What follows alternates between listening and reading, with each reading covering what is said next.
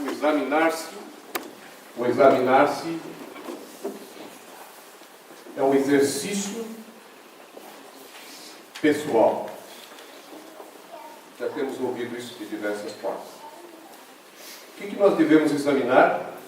Já vimos aqui os nossos pensamentos, os nossos atos, as nossas palavras, e poderíamos relacionar outras tantas coisas. Mas nós devemos nos examinar com base em quê? Com base no que os irmãos mais experientes nos dizem? Com base naquilo que os nossos pais falam? Depende. Do que os irmãos que são mais estudados na palavra? Depende. Mas podemos responder isso com a Bíblia. Os nossos atos, o nosso exame, ele deve ser feito à luz da palavra de Deus. É assim que nós devemos nos examinar. Para isso leio Hebreus capítulo 4, muito conhecido versículo. Leio a primeira parte e o final desse versículo de número 12. Hebreus 4, 12. Pensei em outros versículos, mas não achei. Talvez alguns irmãos tenham outros versículos. Porque diz o versículo 12 assim: porque a palavra de Deus é viva e eficaz. Essa palavra que é viva e eficaz vai permitir que eu faça um exame profundo na minha vida.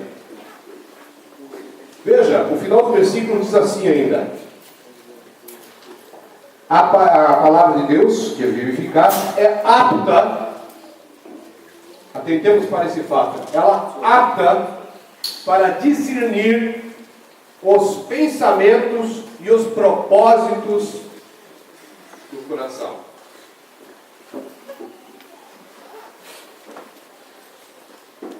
Esse exame que nós temos que fazer. Nossos pensamentos, aquilo que está no nosso íntimo, nas nossas entranhas, como diz outras traduções, os nossos sentimentos. E aí sim, continuando nesse mesmo capítulo, do versículo 16, nós temos aqui também uma mensagem muito importante para nós. Acheguemo-nos, portanto, confiadamente junto ao trono da graça, a fim de recebermos misericórdia e acharmos graça para socorro e ocasião oportuna. Mas o que eu queria dizer é o seguinte, que a palavra de Deus é capaz, tem aquele versículo que fala que a palavra de Deus nos limpa, lava, que é lavagem pela palavra. Alguém depois pode citar esse versículo? Que eu lembrei desse versículo, procurei, acabei não achando, mas a palavra de Deus, ela nos lava. 5:26.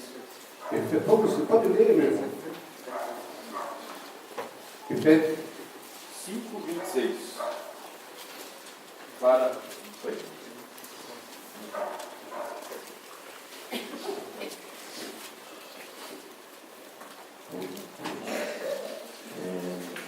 Para a santificar, purificando-a com a lavagem da água pela palavra. Não é então pelos nossos pensamentos próprios, pelo pensamento dos outros, né? Mas pela palavra. É aqui que está a nossa fonte para nós fazermos um bom exame das nossas vidas. Um exemplo prático para isso em Êxodo capítulo 30.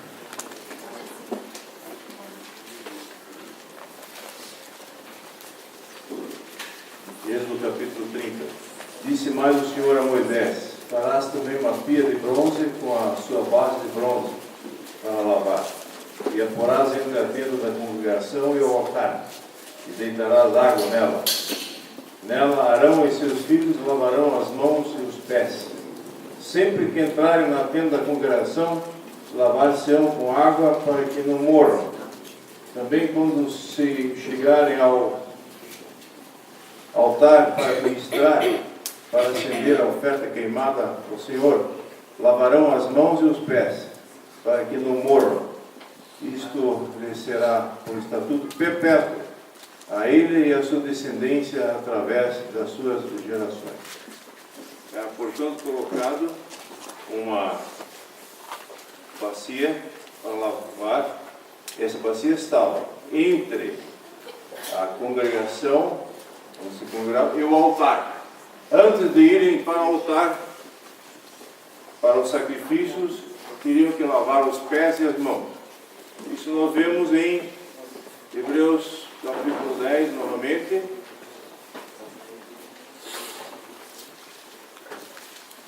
Enquanto isso, estamos achando aí, Hebreus 10, lavavam os pés nós sujamos. Quando andamos por este deserto, sujamos nossos pés. E as mãos também nós sujamos, quando pegamos certas coisas na mão, sujamos os nossos afazeres, o nosso andar por esta vida. Então, esta auto-julgamento, né, que estou tendo aí, em Hebreus capítulo 10 agora, nós queremos ir para o partir do pão com intrepidez. Hebreus 10, 19. Portanto, irmãos, tendo ousadia para entrar no Santo dos Santos pelo sangue de Jesus, pelo novo e vivo caminho. É um novo caminho e um caminho vivo, não mais morto. Este é vivo, novo e vivo caminho, que Ele nos consagrou pelo véu, isto é, pela sua carne. E tendo um grande sacerdote sobre a casa de Deus, cheguemo-nos, vamos prestar atenção nesse versículo 22, cheguemo-nos com verdadeiro coração, em plena certeza de fé, tendo o coração purificado de má consciência e o corpo lavado com água limpa. Em plena certeza de fé. Se nós vamos lá e não temos certeza da nossa salvação, estamos tomando indignamento. Existem denominações que fazem a ceia e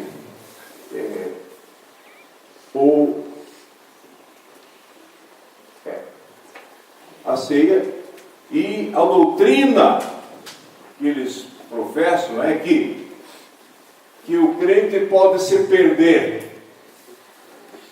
Então ele tem que se recuperar para ganhar novamente a salvação. Pessoa assim está tomando a ceia indignamente, porque está falando que a obra do Senhor Jesus não é completa. Então essa pessoa que primeiro se converta e acredite que a obra do Senhor Jesus é completa e perfeita, e venha com fé. Nesse versículo 22, em plena certeza de fé, tendo o coração purificado da má consciência. Quando o Senhor Jesus nos aceita, perdoa nossos pecados, nos aceita, Ele nos dá uma consciência limpa. E se essa consciência estiver maculada, pés sujos, mãos sujas, então vamos lavar. Lavar onde? Na palavra. Na palavra. A palavra nos limpa. Da má consciência. E o corpo lavado com água limpa. Esta mesma água nos lava o corpo. Tem gente que acha que tem que tomar um banho antes de vir no partir do pão. É bom. Mas não é o que a palavra fala aqui. Então, mas que realmente andemos de uma forma limpa.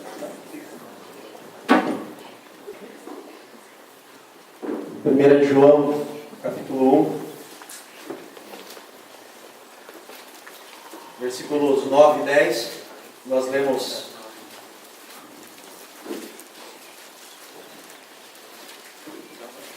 se confessarmos os nossos pecados, Ele é fiel e justo para nos perdoar os pecados e nos purificar de toda injustiça.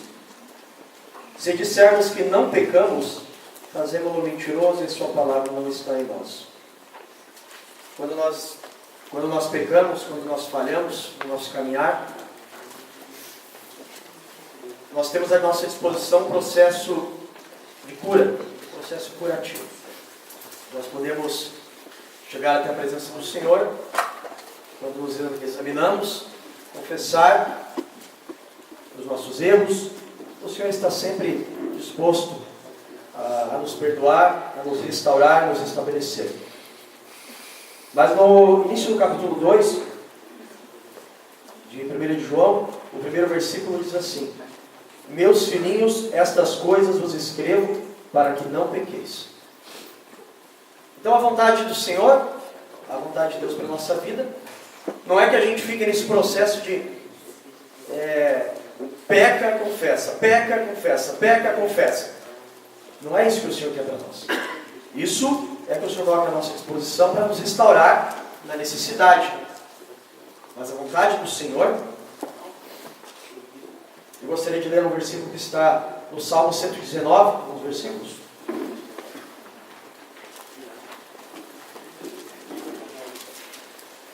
Salmo 119, versículos 9 a 11. Salmo 119, versículos 9 a 11.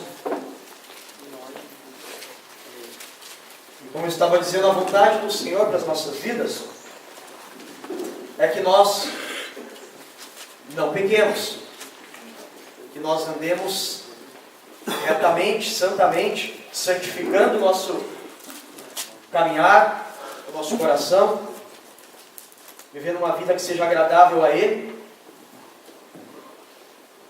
para que quando nós pudéssemos chegar ao momento de partir o pão, estivéssemos em boa consciência diante de Deus, estivéssemos íntegros ali e não tivéssemos necessidade de, naquele momento, ficar fazendo o exame por causa de pecados ou erros ou falhas ou posturas inadequadas cometidas anteriormente. No versículo 9, nós lemos ali: com que purificará o jovem o seu caminho? Os irmãos trataram aqui: observando conforme a tua palavra. Com todo o meu coração te busquei, não me deixes desviar dos teus caminhos, ou dos teus mandamentos. Versículo 11: escondi a tua palavra no meu coração, para eu não pecar contra ti. Não apenas a palavra como parâmetro, como referencial, na hora de fazer um exame,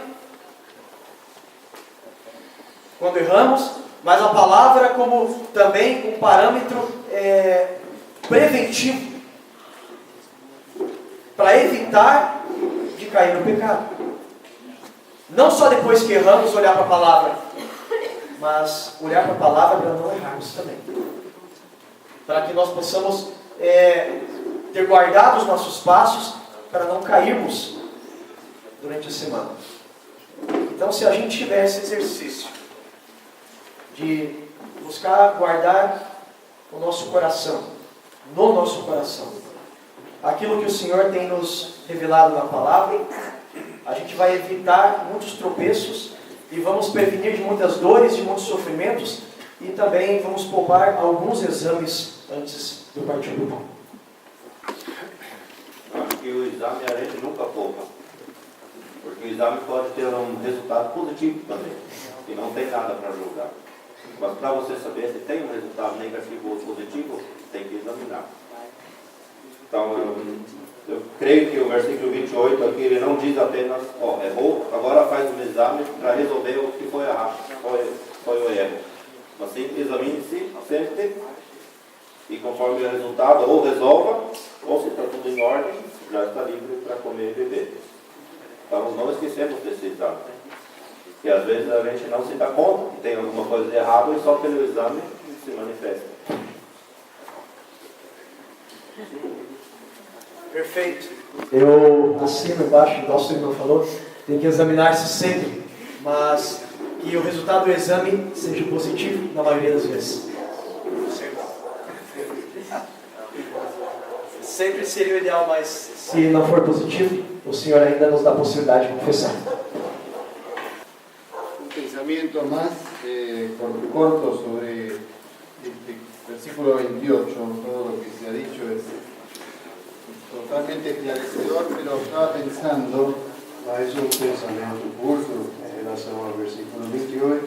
Tudo que acabamos de ouvir é esclarecedor, mas me hizo acordar a alguien que se hizo un examen y mas me fez lembrar de alguém que se examinou. el segundo libro de Samuel, capítulo 9, 2 Samuel, capítulo 9.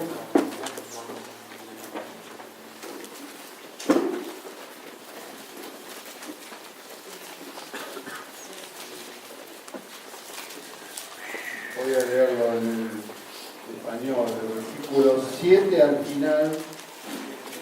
Vou ler no espanhol, no versículo 7, no final.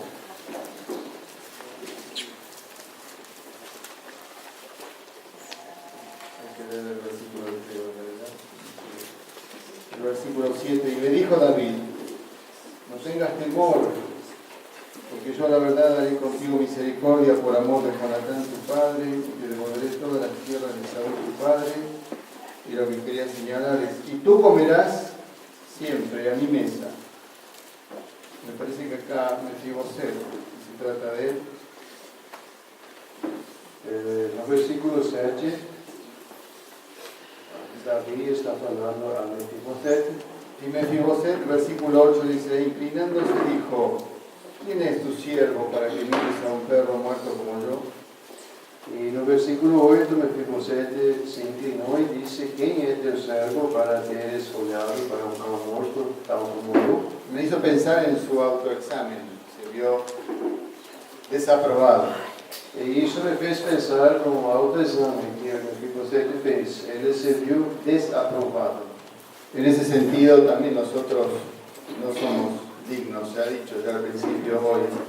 Como já foi dito ao início, nesse sentido nós também somos indignos.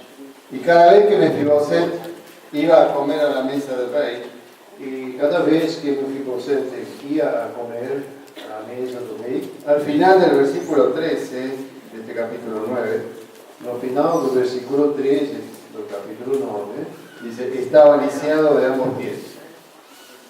nós vemos que ele era coxo de ambos os pés. Es un, digamos, quizás un aspecto más que tenemos conciencia, É aspecto a mais do qual nós temos consciência. si bien ese examinarse, y podemos decir, bueno, vamos y comemos aprobados, un poco entre comillas, Podemos nos examinar e, bom, vamos comer, entre aspas. pero nunca vamos a pensar. Hace un momento el hermano dijo, ¿cuándo cometiste el último pecado? ¿Cuánto hace? Há pouco o irmão perguntou: quando você pecou pela última vez? Creo que ese sentir de la gracia del Señor, y Él nos dice, coma y beba la copa. E neste sentido é a graça de Deus. E Ele nos diz: coma e beba. Siendo conscientes que no hay un mérito, porque un domingo estoy mejor y el domingo pasado no. Estando conscientes de que não há mérito, que neste domingo estou melhor do que no domingo passado. Es cierto que el ejemplo de Mefiboset cabe quizás mejor para lo que es la mesa, la comunión, pero creo que en este aspecto también. É verdade que a história de Mefiboset cabe talvez melhor no assunto mesa do Senhor, porém creio que aqui também.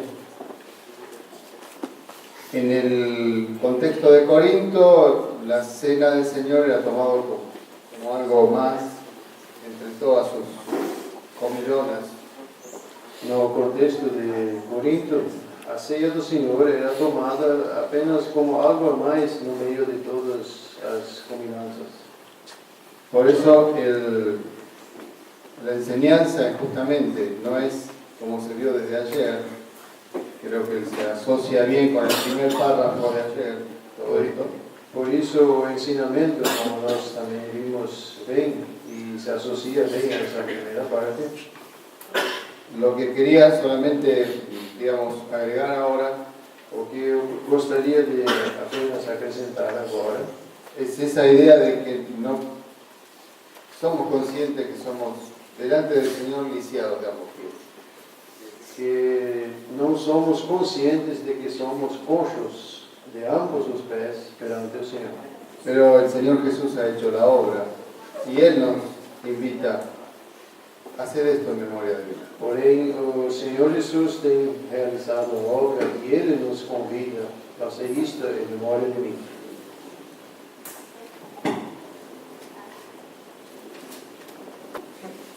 A graça, quando nós nos examinamos, o irmão falou da graça, eu vou repetir o que ele falou, mas talvez agregar algumas palavras.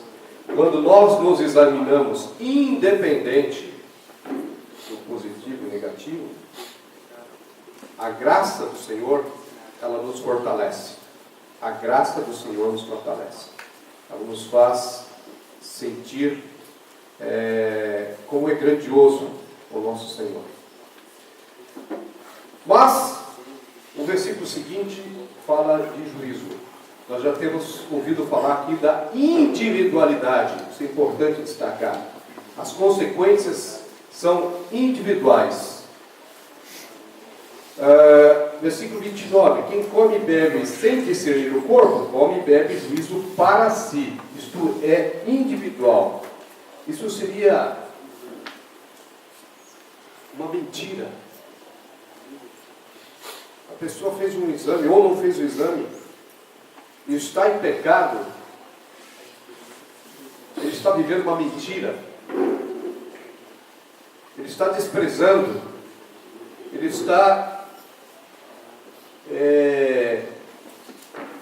menosprezando aquilo que é tão importante, do qual nós falamos, ou sentimos esses 2 dias aqui, algo tão importante. E assim como é uma coisa individual, eu queria destacar também aquilo que o irmão falou aqui, o irmão Bernardo, que este juízo, essa disciplina, ela é dada diretamente por Deus. Deus trata diretamente com o indivíduo. É algo muito sério. Agora vem uma questão prática.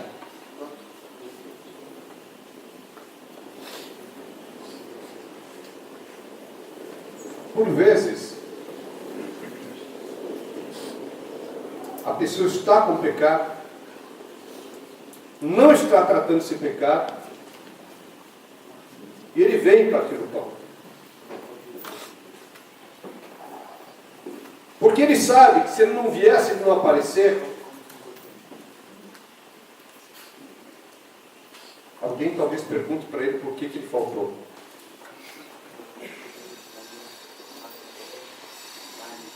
Então a pessoa na primeira vez pesa mais no coração dela, ela continua naquele pecado. No segundo domingo, primeiro dia da semana, pesa um pouco menos, e de repente entrou, continua vivendo aquele pecado, sem fazer um exame, e entrou numa área de cauterização da sua consciência. O que nós não podemos deixar de falar e de pensar é que o juízo de Deus, a mão de Deus, a disciplina vem. E nós temos que ter essa consciência.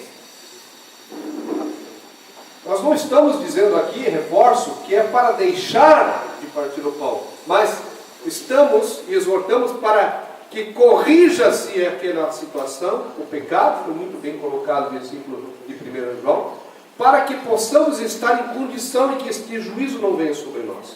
Este é um exercício que precisamos fazer. Nós temos que entender e estamos aqui pregando terror, horror, pavor, não é nada disso, mas é a realidade. Então nós temos que ter consciência disso. Mas a graça de Deus nos fortalece quando nós confessamos. Só compartilhar um exercício que tivemos lá em Curitiba. Uma conversa com o irmão, ele estava falando estudando sobre o assunto da ceia, partir do pão. Este irmão, inclusive, nem está aqui hoje, não pôde vir, irmão querido. E nós conversávamos sobre a questão da gravidade do pecado em relação ao exame e a possibilidade de ser afastado do partido bom ou não. E um exemplo que foi cogitado na nossa conversa foi assim, que um homem ou uma mulher, um irmão ou uma irmã, que entra numa situação de pecar, por cobiçar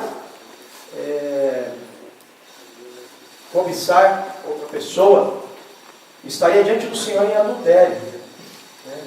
Porque na sua imaginação, no seu pensamento, alimentou pensamentos errados, pecaminosos, mas ainda estaria na condição de fazer um autoexame diante do Senhor, se confessar e partir o pão. Agora, a partir do momento que essa pessoa não faz esse autoexame, continua naquela situação e aquela situação extrapola o nível do pensamento, da imaginação, e a pessoa pratica esse ato fisicamente com outra pessoa, de adultério, deixa de ser uma questão individual apenas diante do Senhor, mas se torna um pecado público. Isso daí passa a interferir no testemunho, na pureza do próprio testemunho da congregação local. E isso daí é passível de uma intervenção para disciplina e para afastamento do partido do pão. Uma questão para se pensar. Passado, eu aprendi, se eu estiver errado, os irmãos me corrijam, no versículo 28, examine-se, pois, o homem a si mesmo, e assim coma do pão e beba do cálice. Ele não está me dizendo, examine-se e não coma. Ele está me fazendo, levando a me examinar e me corrigir. Um exame de correção. Não significa que eu não venha mais partir o pão, o Senhor não vai me disciplinar. Porque em Hebreus diz que Deus disciplina os seus filhos. Então, irmão, se você está praticando algo errado e não se corrigindo e simplesmente não vem mais na ceia, não está dizendo a palavra que você não vai acontecer nada.